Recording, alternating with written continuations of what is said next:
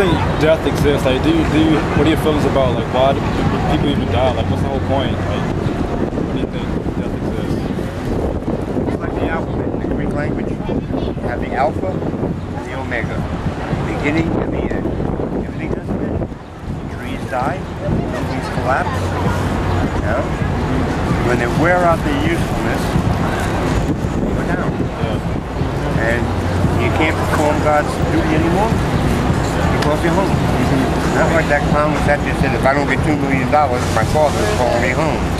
That's sanctimonious bull crap. But he's compared himself to Christ. But you're waiting for him. He's going to get rips. A welcoming committee. So why do you think, like, death exists? Like, what do you think this comes from? Like, why do humans die? You ever think about it a lot? What's the question? Well, why do you think humans die? Like, why do we die in the first place? Like, where does this come from? Age, killing, what's it? I just think it's that your soul is moving on to a different place, and you're going to experience something somewhere else then. It's just kind of like recharging yourself, almost. I don't know, and I eventually believe that there comes a day where you actually do completely, like, your soul passes on and you go to heaven or wherever.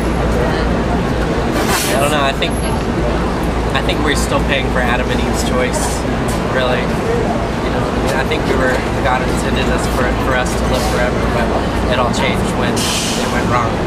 So, and now we grow old and we die. So why do you think death exists? Like, where do you think this comes from? Like, why do time people we die? take an eternity rest. Yeah, I mean, I want to live with God. That's another life. You're not really dying, you living again. You dig? So, I don't really consider, I'm not scared of death. If I die tomorrow, hey, I did what I could and I know I'm going to heaven, so. There's one thing that every single human being is going to face, and that's death. Every single person is going to die one day. That's why death is a great equalizer, It doesn't separate any of us, It doesn't separate us based on money, class, race, or whatever. Like, it's going to come to all of us. Everybody's going to die one day. Why death exists? Death is a curse out of the disobedience of what happened in the Garden of Eden when Adam ate of the fruit. And then the curse was death. And man started to die after that. Even though the years were long, you see in the New Testament, in the Old Testament, of how the years were 900, 800, 700. Then you come to our time, you see people can die all between the 20s and 70s. People very rarely make it to the hundreds. It's because of the sin. Sin is disobedience of God, and sin equals death. When sin is full grown, it gives birth to death, as it says in James. So therefore, that is what we are under. Okay. So, why do you think death exists? Like, where does this all come from? What's the point of death? Do you have any? I guess the point of that is people come, people go. That's just how it goes. That's just how it is. Just, not everyone can live forever. Not too many room for everybody, Okay. So why do you think death exists? Like, where do you think it's come from? Like, what do you feel about, like, why it's even here? Like, why do people die? Sounds cool, but I guess we make room for others. Okay. So why do you think death exists? Like, where do you think this comes from? Like, why do humans die? What about this much? Hey, it's cycle of life, man. It's like God created us. Yeah, it is what it is. Can't change nothing about it. Okay. So why do you think death exists? Like, where do you think it comes from? Like, why do humans die? What are your feelings about that? Death, I think it happened from the beginning. Adam and Eve. We're talking about when they did what they did. You know what I'm saying? It brought forth that shorter lifespan. Like when before there was no death there. Come on, you have everything in the garden going on that had Adam and Eve disposal.